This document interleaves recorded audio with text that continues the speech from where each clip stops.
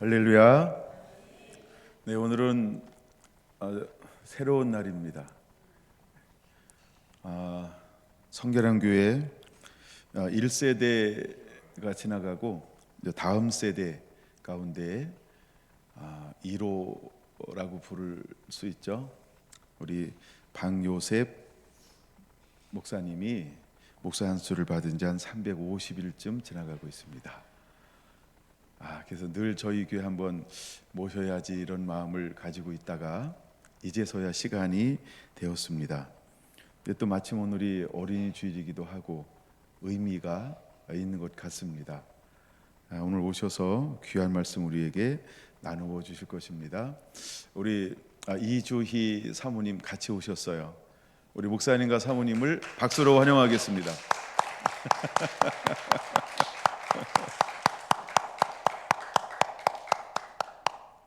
네, 환영합니다. 말씀을 함께 보겠습니다. 오늘 말씀은 출애굽기 15장 22절에서 27절입니다. 봉독합니다.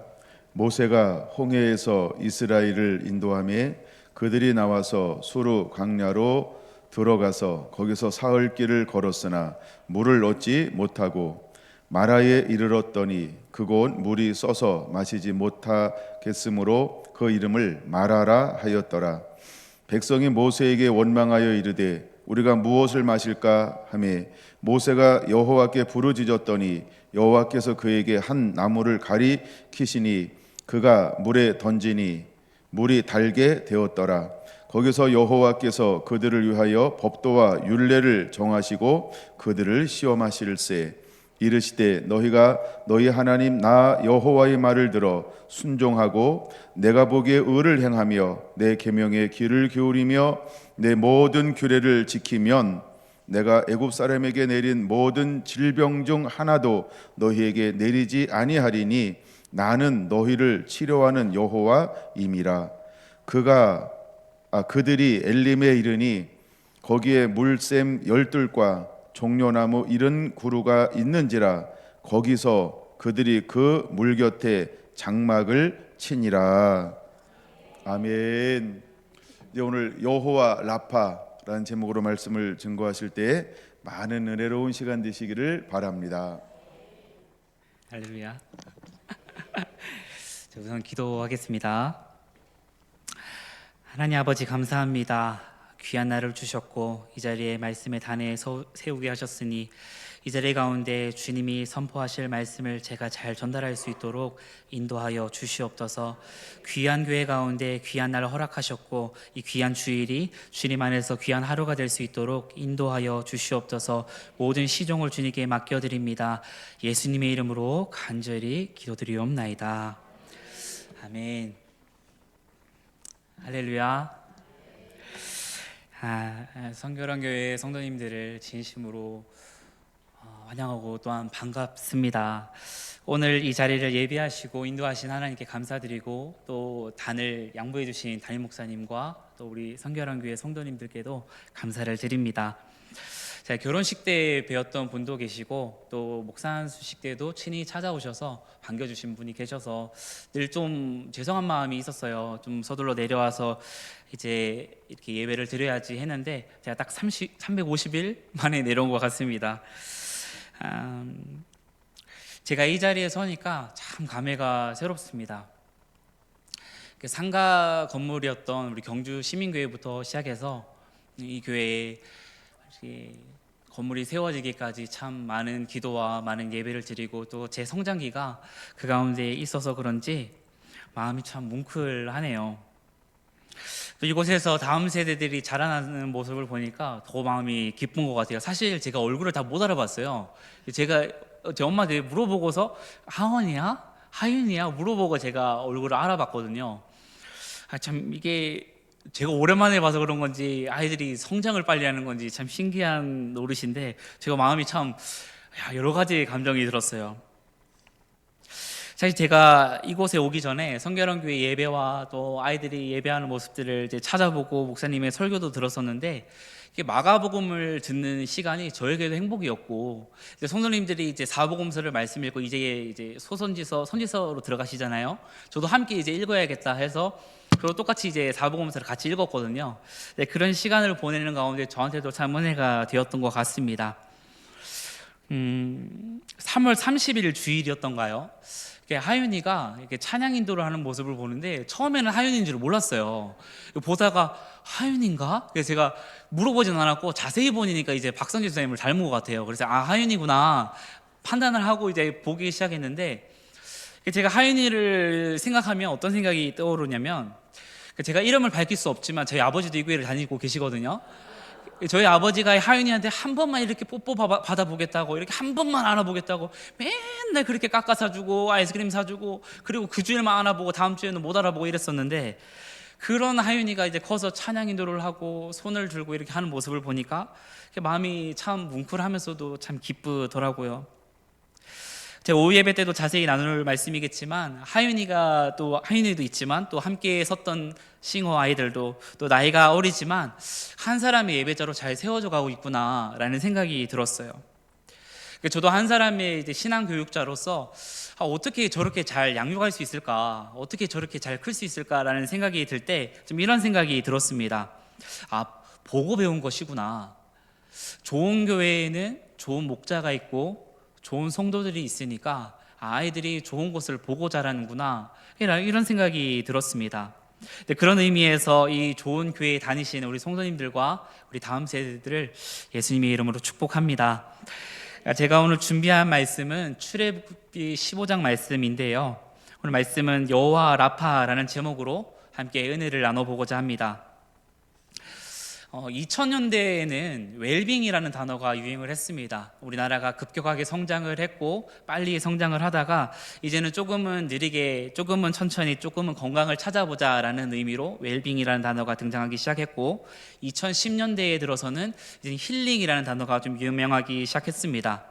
치유, 회복, 위로, 즐거움, 기쁨, 이런 스트레스 해소 모든 의미를 담은 것이 힐링이라는 것인데, 이 힐링이라는 단어가 사실은 우리 삶 가운데도 굉장히 중요하죠. 그리고 교회에서 좋은 사람들과 좋은 교제를 나누는 것, 맛있는 음식을 먹는 것, 낮잠을 자는 것도, 또 최근 유행했던 폭삭 소가수다라는 드라마 같은 것을 보면서도 우리는 힐링을 느끼게 되죠. 신앙생활을 하는 우리뿐만이 아니라 세상 사람들도 똑같이 이 힐링을 굉장히 중요하게 생각을 하는데, 그것은 제가 생각을 해보니까 이 세상이 그만큼 녹록지 않기 때문이지 않을까라는 생각을 해보게 됩니다. 그런데 오늘 말씀에서도 보니까 세상이 녹록지 않았던 한 민족이 등장을 하죠. 우리가 잘 아는 이스라엘 민족입니다. 그 민족에게 하나님께서 스스로 찾아오고 계셨고, 하나님께서 자신을 이렇게 소개하고 계십니다. 26절인데요, 나는 너희를 치료하는 여호와다라고 말을 하고 있습니다. 여기서 치료라는 단어와 Who heals you라고 했을 때 heals도 똑같은 의미인 거죠. 이것을 히브리어로 보게 되면 우리가 아는 라파, 여호와 라파가 이 본문에서 등장하게 되는 것입니다. 그래서 본문은 하나님께서 자신의 백성에게 자신을 나는 여호와 라파다, 나는 너희를 치료하는 하나님이다 라고 소개하는 장면이 오늘 말씀인 것입니다. 그런 의미에서 오늘 본문에서는 하나님께서 왜 이스라엘 백성에게 자신을 여호와 라파라고 소개하고 계시는지, 어떠한 의미에서 그것을 나타내는지 한번 살펴보고자 합니다. 말씀의 시작은 이렇습니다. 오늘 15장 22절 말씀이에요. 모세가 홍해에서 이스라엘을 인도하며 그들이 나와서 수르 광야로 들어가서 거기서 사흘길을 걸었으나 물을 얻지 못하고 라고 말합니다. 지금 상황이 어떻습니까? 모세가 홍해에서 이스라엘 백성을 인도한 시점이에요. 이스라엘 백성들은 아주 오랫동안 이 애굽이라는 거대한 강대국의 노예 생활을 한 것입니다. 이스라엘 백성들이 몇 년 동안 노예 생활을 했는지 혹시 알고 계십니까? 나온 것 같기도 한데, 말씀을 보니까 출애굽기 12장 40절 보니까 이스라엘 자손이 애굽에 거주한 지 430년이라 라고 했습니다. 그러니까 굉장히 긴 시간 동안 노예 생활을 한 것이죠. 물론 요셉이 애굽으로 내려왔을 때는 귀빈 대접을 받고 추대를 받았었지만, 요셉이 죽고 난 다음 요셉을 알지 못하는 새로운 왕이 드러났을 때에는 하대 취급을 받게 되죠. 그래서 노예 생활이 어마어마하게 긴 시간이었다라는 것을 우리는 생각해 볼 수 있습니다. 출애굽기에서 역사를 조금만 거슬러 올라가 보면 하나님께서 아브라함에게 젖과 꿀이 흐르는 그 지시한 땅으로 인도하시잖아요. 그런데 그 민족이 그곳을 떠나서 애굽이라는 타지에서 400년이 넘는 시간을 보내게 됩니다. 그 이유가 무엇일까요? 우리는 나중에 그것을 발견했을 때에는 하나님의 계획이라는 것을 알 수가 있습니다. 하나님께서 요셉을 총리로 세우셨고 요셉을 통해 70명의 가족이 애굽으로 이주하게 되죠. 시간이 흘러서 요셉의 가족, 즉 이스라엘 민족은 점점 더 강성해졌습니다.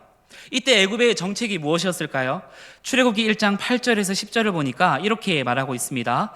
요셉을 알지 못하는 새 왕이 일어나 애굽을 다스리더니 그가 그 백성에게 이르되 이 백성 이스라엘 자손이 우리보다 많고 강하도다. 자, 우리가 그들에게 대하여 지혜롭게 하자. 두렵건대 그들이 더 많게 되면 전쟁이 일어났때 우리 대적과 합하여 우리와 함께 싸우고 이 땅에서 나갈까 하노라 하고 라고 말하죠. 또 한 번 더 볼게요. 1장 12절에서 14절입니다.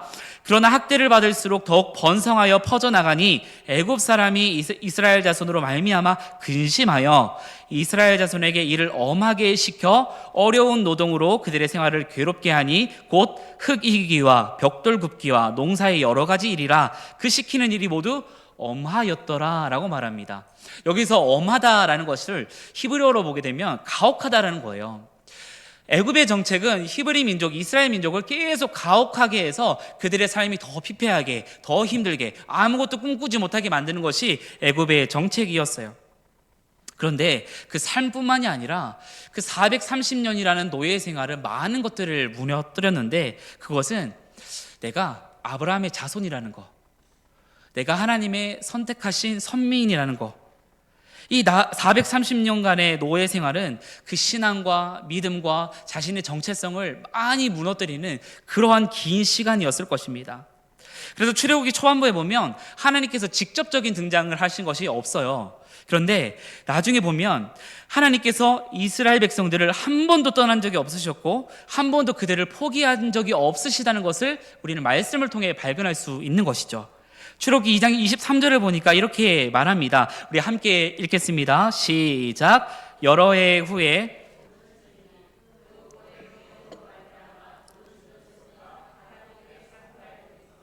아멘.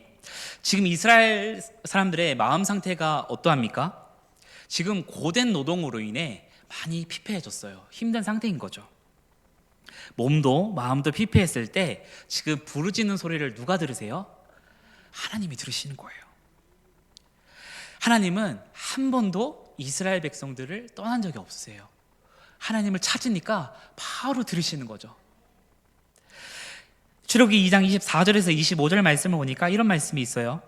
하나님이 그들의 고통 소리를 들으시고 하나님이 아브라함과 이삭과 야곱에게 세운 그의 언약을 기억하사 하나님이 이스라엘 자손을 돌보셨고 하나님이 그들을 기억하셨더라. 아멘.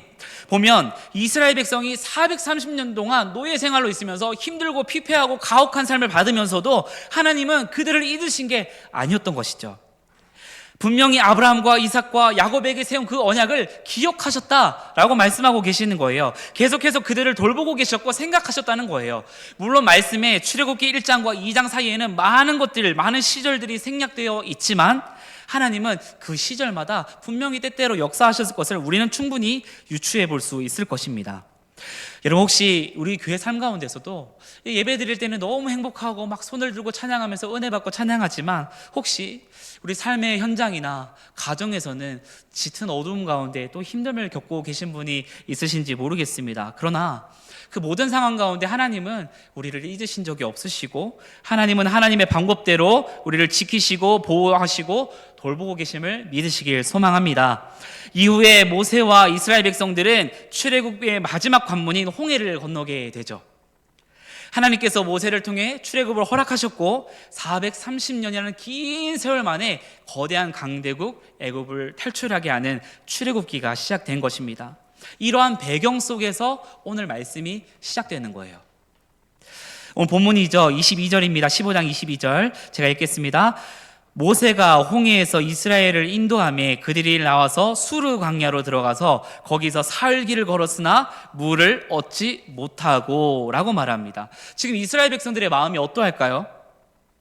그들이 오랜 시간 동안 애굽에 있었잖아요. 고통을 받았고 억압을 받았고 가혹한 삶을 보냈잖아요. 그런데 눈앞에서 10가지 재앙의 기적들이 펼쳐져요. 그리고 나왔는데 홍해가 갈라지고 그들이 직접 그 길을 걸어간단 말이에요. 눈앞에서 말할 수 없는, 설명할 수 없는 기적들이 벌어졌을 때 내가 그것을 보고 경험하고 있다는 거예요.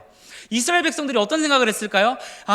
내가 적어도 애굽에서보다는 이 신을, 이 모세를 따라가면 적어도 내가 이전보다는 나은 삶을 살 수 있겠구나, 더 행복하겠구나, 더 좋은 삶이 기다리고 있겠구나 라는 기대가 되지 않았겠습니까? 그런데 그들의 삶이 승승장구할 줄 알았지만 그들이 홍해를 건너자마자 사흘길을 걸었는데 뭐가 없어요? 마실 물이 없는 거예요. 근데 우리가 정상적인 생활을 해도 사실 3일 동안 물을 마시지 못하면 되게 힘든 상태일 거예요. 완전 버티지 못할 거예요. 그런데 그들이 광야길을 걸었다 했을 때에는 광야는 낮에는 50도, 60도에 육박하는 뜨거운 햇빛과 또 새벽에 밤에는 영하 30도, 40도까지 떨어지는 그 일교차와 그 추위와 더위 속에서 그들이 3일 길을 걸었는데 마실 물이 없었다. 얼마나 낙담하고 괴로운 상태였을까요? 24절에 보면 그들의 반응이 등장합니다. 23절에 한번 읽겠습니다. 마라에 이르렀더니 그곳 물이 써서 마시지 못하겠으므로 그 이름을 마라라 하였더라 라고 하죠. 그들이 3일 길을 걸었을 때 마라라는 곳을 만나게 되고 등장했어요. 그런데 그들이 마실 물이 써서 마시지 못했다는 거죠. 그들의 반응이 24절에 나오는데 우리 한번 같이 읽겠습니다. 시작. 백성이 모세에게 원망하여 이르되 우리가 무엇을 마실까 하매 라고 합니다. 그들이 3일 전에만 해도 환호성에 찼을 거예요. 홍해가 갈라지고 우리가 드디어 탈출했구나, 신나는 마음과 행복한 마음으로 그 길을 걸었을 거란 말입니다. 그런데 3일 만에 상황이 변하고 환경이 변하자 그들이 원망하기 시작해요. 그들이 누구를 원망합니까? 말씀에서는 모세를 원망한다라고 했을 때 이 원망이라는 것은 히브리어로 보니까 룬이라는 단어를 쓰거든요. 이 룬이라는 단어는 불평하다는 건데 일반적인 불평이 아니라 지도자에 대한 불평을 말할 때 이 단어를 쓰고 있어요.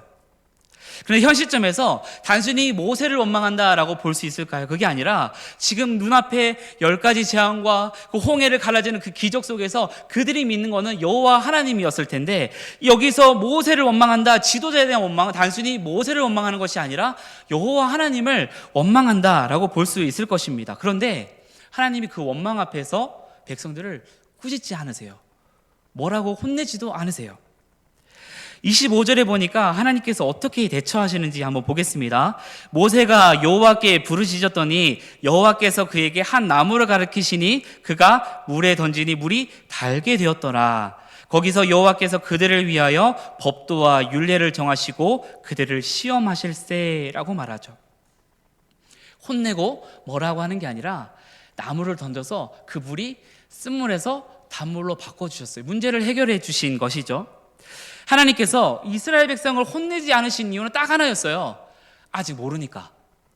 너희가 나의 백성이 이제 앞으로 어떻게 살아가야 되는지, 너희가 어떻게 구별되어야 되는지, 어떻게 나의 백성으로 하나님의 백성으로 어떻게 너희가 걸어가야 될지 너희는 아직 모르니까 혼내지 않으셨어요. 그 대신 알려주고 계시는 거죠. 무엇을 알려줍니까? 이제 내가 너희에게 법도와 율례를 알려주겠다라고 말씀하고 계시는 거예요.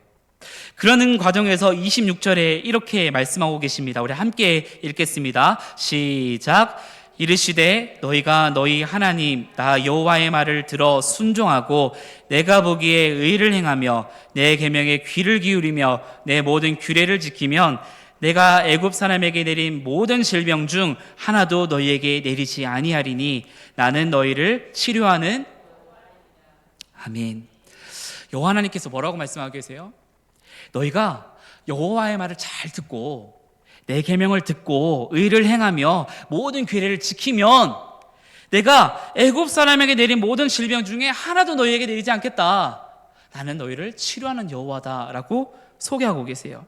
사실 이 말씀은 구약 성경을 관통하고 있는 굉장히 중요한 말씀 중에 하나예요. 나중에 이제 민수기, 신명기, 여호수아 선지서를 읽게 되면 이 말씀이 계속 반복되는 거거든요. 너희가 내 말을 지켜 행하면, 너희가 내 말씀을 따라 행하면, 이 말씀이 계속 반복하고 있는 거거든요. 이 말씀이 구약을 관통하는 이유 중에 하나가 이 말씀이 처음 이스라엘 백성들에게 가르쳐 주신, 너희가 내 말씀을 잘 듣고 잘 따르면, 이것을 쉽게 한 문장으로 정리하면 뭐예요? 너희가 하나님의 말씀에 잘 집중하면 내가 너를 지키고 보호할 거야. 이걸 지금 가르쳐주고 계시는 거거든요. 그런데 구약 시대뿐만이 아니라 신약 시대 오늘날에 이르기까지 사실 이 말씀은 너무나 한 맥락이지 않습니까? 한국 교회가 최근 들어 계속 말씀으로 돌아가자 이런 말씀을 하고 있거든요. 그리고 우리 성결한 교회식으로 말하면 하나님의 말씀에 흠뻑 젖어지자, 같은 맥락이지 않습니까? 26절을 다시 보면, 근데 하나님께서 그렇게 말씀을 하시면서 갑자기 질병 얘기를 꺼내세요. 그러면서 질병을 너희에게 내리지 않을 것이다, 나는 치료하는 하나님이다, 이렇게 말씀하고 계시다는 거예요. 그런데 좀 맥락이 좀 이상하다는 생각이 안 드세요? 위에 지금 이스라엘 백성의 어떤 상태예요? 뭔가 질병이 내려서 몸이 아프고 이런 상황이 아니라 뭐가 없어요? 물이 없어서 목이 마른 거예요. 그러면 여기서 내가 너에게 물을 내려주겠다, 나는 생수 같은 여호와다, 나는 이런 너희에게 해결해 주는 하나님이야, 뭐 이런 말씀이 나와야 되지 않을까요? 그런데 갑자기 질병을 내리지 않을 것이고 나는 너희를 치료하는 여호와다, 이렇게 말씀하고 계시다는 거예요. 현재 이 말씀은 이스라엘 백성의 상황과 그 전후 상황을 모두 아우르는 말씀인데, 현재 이스라엘 백성들은 출애굽을 했고 이제 하나님의 백성으로, 구별된 백성으로, 거룩한 백성으로 훈련받은 시기가 바로 지금 이 시기인 것이죠. 이 이상한 맥락, 조금은 어색해 보이는 맥락을 조금 더 자연스럽게 이해를 하려면 23절을 한번 보아야 합니다. 23절에 보면 마라라는 단어가 등장을 하죠. 이제 마라가 무슨 뜻일까요? 마라탕이 아니라, 마라를 보면 마라는 그 히브리어로 쓴맛이에요. 그런데 다른 의미로는 고통, 괴로움이라는 뜻이 있어요. 마라. 잠언 14장 10절에 보니까 마음의 고통은 자기가 알고 마음의 즐거움은 타인이 참여하지 못하느니라 라고 했을 때, 이 마음의 고통이 모르라라는 히브리어인데 이게 그 말했던 마라와 같은 의미입니다. 룻기 1장 20절에도 이 말씀이 나오죠. 나오미가 그들에게 이르되 나를 나오미라 부르지 말고 나를 마라라 부르라, 이는 전능자가 나를 심히 괴롭게 하였음이라 라고 말하죠. 여기서 마라가 쓴 고통, 이런 의미를 담고 있는 것이죠. 하나님께서 모세와 이스라엘 백성들을 출애굽을 시키셨어요. 그런데 출애굽을 하자마자, 홍해를 건너자마자 왜 3일 길을 걷게 하셨고 왜 목마르게 하셨을까요? 하나님이 모르셨을까요? 내가 선택한 나의 백성은 3일 정도 물을 먹지 않으면 이 정도는 불평하지 않을 거야, 하나님은 그런 생각을 갖고 계셨을까요? 여러분, 이 마라, 쓴물, 아무 쓸데가 없고요, 아무 의미가 없는 물이죠. 내가 3일길을 걸어서 만나게 된 물이라고 할지라도 쓴물이어서 먹을 수가 없는 물이에요. 눈앞에 물이 보이지만 전혀 쓰이지 못하고 버려야 하는 물인 것이죠. 목마른 자에게 전혀 도움이 되지 않는 것이 마라, 쓴물이었습니다. 그런데 이 쓴물을 단물로 바꿔주시는 분이 누구십니까? 하나님이세요. 아무 쓸데가 없었고 필요가 없는 물을 모든 사람이 필요로 하고 갈증을 해소시키는, 모든 사람을 회복하게 하는 단물로 바꿔주시는 분이 우리가 믿는 여호와 하나님이시라는 겁니다. 여러분, 이스라엘 백성에게, 오늘을 살아가는 우리에게 이 말씀이 어떠한 의미를 줍니까? 너희 안에 있는 그 마라, 너희 안에 있는 그 쓴물, 그 너희 안에 있는 고통받고 있는 그 쓴뿌리, 너희 그 쓴물을 단물로 바꿔주시는 분이 나 여호와 하나님이다. 지금 이것을 가르쳐주고 계시는 거예요. 430년간 내가 노예 생활을 하면서 내가 하나님의 백성이라는 것을, 내가 아브라함의 자손이라는 것을, 내가 신앙인의 자손이라는 것을 계속 까먹고 무너뜨리고 쓰러졌던 그 이스라엘 백성들 가운데, 피폐하고 가혹한 그 이스라엘 백성들 가운데 그 쓴물을 단물로 바꿔주시는 분이 바로 나 여호와 하나님, 내가 치료하는 하나님이다. 지금 이것을 가르쳐주고 계시는 거예요. 잠시 제가 어린 시절 얘기를 할까 합니다. 제가 서론에서 말씀을 드렸지만 제 아버지가 이 교회를 다니신다고 하셨잖아요. 제 어머니도 다니시고 형도 다니고 있는데요, 제가 따로 살아서 소통이 잘 안 돼요. 그래서 제가 이 말을 해야 되는지 허락을 못 구했는데 감동이 있으니까 그냥 하겠습니다. 수위 조절해서. 여러분은 제가 죄송합니다. 밝아 보이나요? 좀 어두워 보이나요? 뭐 때때로 달아 보이겠지만 제가 어디 가서는 이렇게 막 밝다는 소리를 좀 많이 듣습니다. 그런데 제 성장 과정을 보면 그렇게 막 밝지는 않아요. 뭐 아픔도 있고 어려움도 있고 누구나 그렇겠지만, 그런데 그 어려움 가운데서도 저는 단연코 술, 담배, 나쁜 길로 빠지지 않았다고 자부합니다. 당당하게 말할 수 있습니다. 그 이유는 저희 어머니의 기도라고 확신합니다. 오해할까봐 말씀드리지만 저희 가정은 지금은 매우 화목하고 친합니다. 그리고 금술도 좋으시고, 그리고 저는 아버지를 매우 사랑해요. 아버지 한 얘기 때문인데, 사실 어제 그 티타임을 하면서 형하고도 이제 알지 못하는 숨겨진 얘기들을 많이 했었지만 여기에서는 할 수가 없는 얘기들이라 제가 수위 조절을 하겠습니다. 자라면서 아픈 상처들이 많았어요. 아버지는 이제 전형적인 경상도 남자, 게다가 해병대를 나온 이 가부장의 끝판왕, 그래서 아버지셨습니다. 그래서 제가 아버지를 좋아하진 않았어요. 사실은 어린 시절에는 싫어했습니다. 아버지가 무서웠고 두려웠습니다. 그래서 제가 성장기 때는 내가 아버지처럼 되지 말아야, 사실 이 길을 제가 처음 해요. 여기서 엄마 아빠들도 처음 하는데, 그래서 제가 아버지처럼 절대 행동하지 않을 거에 수없이 다짐했던 시절이 있었습니다. 제가 시절이 흘러서 20살이 되고 대학생이 되고 신학교에 가게 되었어요. 그 당시에도 저는 아버지를 용서하지 못했고 마음에 어려움이 있었는데, 제 기억에 아마 개학하기 전인지 방학 때인지 정확히 기억이 나지 않지만 교회에서 두란노 아버지 학교를 했던 시기였던 것 같아요. 저희 아버지도 그 수많은 꼬드김과 어머니 유혹과 목사님의 제안 속에서 나는 절대 하지 않겠다 수없이 거절했지만 그때는 하던 시절이었습니다. 근데 프로그램을 참여하면 아버지가 그 가족을 위해서 하는 숙제들이 있나 봐요. 저는 사실 안 해봐서 잘 모르지만 그런 게 있었나 봅니다. 뭐 자녀들을 안아주는 것, 뭐 아내에게 편지를 쓰는 것, 뭐 그런 숙제들이 있었던 것 같은데, 제 기억 속에 주일 점심이었어요. 저기 로비 탁구 치는데, 이제 지금 탁구 치는지 모르겠지만 거기서 있는데, 거기 제 기억에는 진성이도 있었고 은진이도 있었고 경필이도 있었던 것 같아요. 아이들이 좀 있었던 것 같아요. 제가 아이들하고 이렇게 막 있는데 아버지가 이렇게 멀리서 다가오시더니 이렇게 앉는 제스처를 하면서 오시는 거예요. 제 행동이 무엇이었을까요? 제가 아버지가 이렇게 하시니까 제가 이렇게 피했어요. 그러면서 제가 뭐라고 말을 했냐면 왜 이러세요? 라고 한 거예요. 하고 저도 놀랐어요.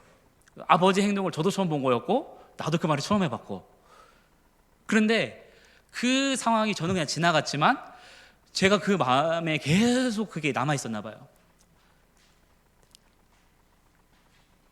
그러면서 제 마음이 참 속상했는데, 어느 날 제가 신학교 1학년 대학교를 들어가고 기숙사에 들어갔는데, 기숙사는 매일 새벽 예배를 드리거든요. 제가 새벽에 일어나서 기도를 하는데, 저는 이제 뭐 잘하는 게 없으니까, 잘하는 게 하나도 없으니까 내가 기도문을 하나는 이제 끝장을 봐야겠다. 그래서 내가 제일 먼저 시작하고 제일 끝에 나가야겠다. 뭐 이런 이상한 호기심이 있었던 것 같아요. 그래서 항상 기도를 하면은 사람들 시선 안 보이는 제일 맨 앞장으로 가서 무릎 꿇고 그냥 앉았어요. 거기서 자든 졸든 그냥 끝까지 남아 있었어요. 그런데 3월 언제 초반부였던 것 같은데 제가 기도를 하기 시작하는데 어느 순간 막 슬픈 감정이 어마어마하게 몰려오는 거예요. 근데 이게 단순히 내가 감정이 슬퍼서가 아니라 이게 하나님이 주시는 마음이라는 거를 제가 그때 알 수밖에 없었어요. 그 감정이. 감사합니다. 제 비염 때문에 죄송해요. 말할 수 없는 그 감정들이 올라오기 시작해서 제가 펑펑 울었어요. 제가 기도를 끝나고 올라가는데 선배님들이 다 붙자면서 무슨 일이 있냐고, 집안에 무슨 일이 있냐고 물어볼 정도로 제가 대성통곡을 하면서 기도했거든요. 집안에 뭔 일이 있었던 것은 아니고, 제가 그때 들었던 감정은 아버지에 대한 죄송함이었어요. 제 안에 그 쓴뿌리, 속상한 마음, 제 안에 있는 그 오늘 말씀을 하자면 쓴물, 이거를 지금 하나님이 만져주기를 원하시는구나, 이거를 지금 해결해 주기를 원하시는구나, 그걸 제가 깨달을 수 있었거든요. 제가 그렇게 울면서 기도하면서 떠올렸던 것은 아버지에 대한 긍휼, 그 상황들, 제가 그 아이들 앞에서 있었던 상황들이 계속 떠오르면서 하나님이 회개하게 하셨어요. 그래서 하나님께서 저에게 이 쓴뿌리로 마음을 혹사시키지 말고 이 마음을 치유해 주기를 원하신다는 것을 제가 처절히 깨달을 수 있었던 시간이었습니다. 그래서 아버지에 대한 죄송한 마음과 용서를 구하는 마음, 제가 용서를 구해야겠다는 마음이 들어서 펑펑 울면서 아버지한테 핸드폰으로 문자를 남겼어요. 근데 그때도 아버지가 그렇게 좋지 않아서 그런지 전화할 용기는 안 났고 문자로 장문을 울면서 이렇게 뭐 보낸 거예요. 근데 답장이 아직까지도 없었어요. 혹시 못 받으신 건 아닌지 모르겠는데 저는 정확하게 보냈는데 답장이 아직도 없습니다. 그래서 그날 치료하시는 하나님 여호와 라파를 경험한 거죠. 그 이후로 좀 시간이 걸렸지만 아버지를 너무 사랑하게 됐어요. 그리고 아버지를 좀 이해하게 됐어요. 아버지에 대한 시선이 바뀌었는데 그냥 감정이 서투른 아버지, 권위적인 아버지가 아니라 삶의 무게를 진 아버지가 보이기 시작했고, 고된 삶을 감당하신 아버지가 안쓰럽고 그 삶이 존중되기 시작했어요. 지금 제가 먼저 안아드리고 사랑한다 말을 하거든요. 결혼한 이후에는 저보다 아내를 더 좋아하시는데 그래서 내려올 때마다 속상하다 이런 말도 하기는 하는데요. 그래도 저는 좋습니다. 아버지가 좋아지기 시작했고 아버지를 사랑합니다. 사랑하는 성교란교회 성도 여러분, 하나님께서는 이스라엘 백성들을 그 어려움 가운데 그냥 두지 않으셨고 포기하지 않으셨고 그 하나님의 사랑과 관심은 오늘 살아가는 저와 여러분에게도 동일한 줄 믿습니다. 저와 여러분들을 그 고통과 아픔 속에 그냥 두지 않으시고 하나님께서 가장 완벽한 때에 가장 선하신 방법으로 인도하실 거예요.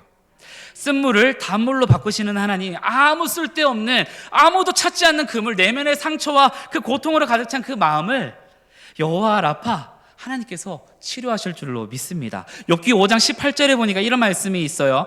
하나님은 아프게 하시다가 싸매시며 상하게 하시다가 그의 손으로 고치시나니. 하나님은 아프게도 하시지만 상처를 치유하십니다. 시편 51편 17절에 보니까 이런 말씀도 있어요. 하나님께서 구하시는 제사는 상한 심령이라 하나님이여 상하고 통회하는 마음을 주께서 멸시하지 아니하시리이다. 하나님께서 제가 무릎 꿇을 때 제가 상하고 통회하는 마음을 무시하지 않으시고 그 마음을 만져주셨어요. 여호와 하나님께서는 여호와 라파 치료의 하나님을 경험하게 하셨을 때 이스라엘 백성들의 그 마음도 만지시길 원하셨던 것이죠. 그렇게 경험한 하나님을 경험한 이스라엘 백성들을 하나님이 어디로 인도하실까요? 오늘 말씀의 마지막 구절인 27절 말씀입니다.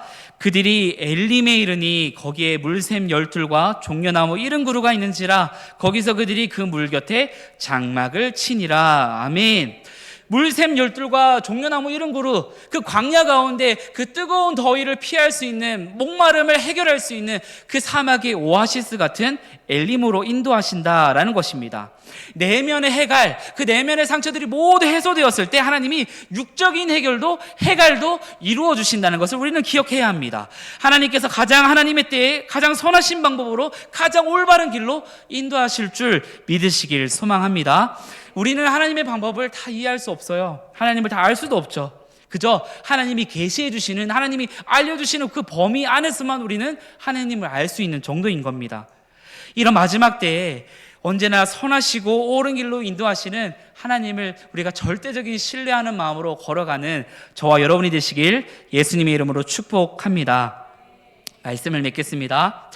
오늘 말씀을 우리 여호와 라파라는 제목으로 함께 나누었습니다. 이 치료는 단순히 영적인 치료, 육적인 치료 모든 것을 의미하는 것을 넘어서서 이제는 내면에 해결되지 않는 부분들, 내면의 갈증도 하나님이 모두 해결해 주시겠다 하시는 하나님이 소개하시는 부분이라고 말씀을 드렸습니다.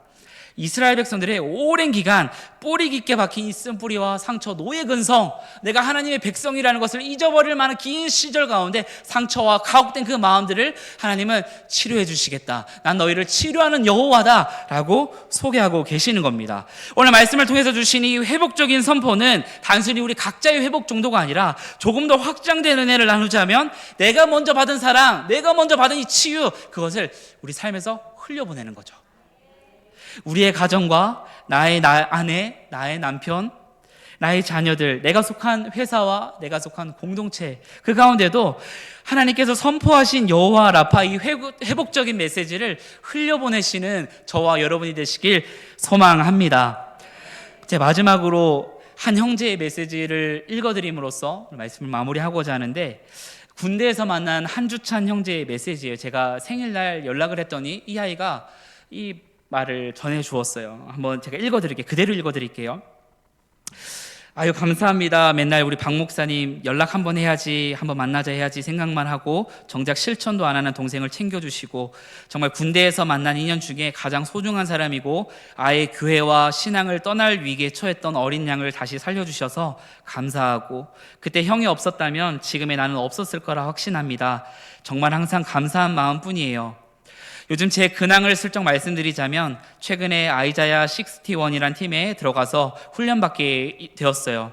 형님이 살려주신 한 영혼 덕분에 더 많은 영혼들을 위해 일할 사람이 생긴 거라고 생각합니다. 저한테 그렇게 해주셨던 것처럼 앞으로도 형 앞에 놓여진 영혼들을 위해 힘쓰고 사랑할 수 있는 형이 되도록 항상 기도하겠습니다 라는 답장이에요. 이게 단순히 제가 자랑하기 위함이 아니라 제가 이 말을 보면서 많이 묵상하게 됐어요. 최근 이혼 숙녀 캠프라는 프로그램에서 이름이 알려진 이호선 교수님이라고 계시죠. 이분이 숭실사이버대학교 기독교 상담학과 학과장님이시거든요. 근데 이분이 방송에서 이런 말을 쓰셨는데 참 의미 깊은 말이었어요. 당신은 상처 입은 치유자다라는 표현을 썼거든요. 하나님께서 우리 고난과 어려움을 겪게 하시는 이유가 때로는 우리에게 배움이 되게 하시고 아픈 만큼 아픈 사람을 이해한다는 것처럼 하나님께서 그렇게 사용하시겠구나, 이런 의미로 저는 받아들여졌습니다. 제 안에 쓴 뿌리, 마라, 상처가 있었지만 이 마음을 회복시키시고 또 다른 사람으로서 사람에게 흘려보내는 사람으로 하나님께서는 저를 사용하셨던 것이죠. 그 아이는, 훈련받고 있는 그 형제는 이제 훈련을 받고 또다시 누군가에게 흘려보낼 거예요. 저는 이게 오늘 말씀의 근간이 되는 여호와 라파, 이것의 진정한 의미라고 생각합니다.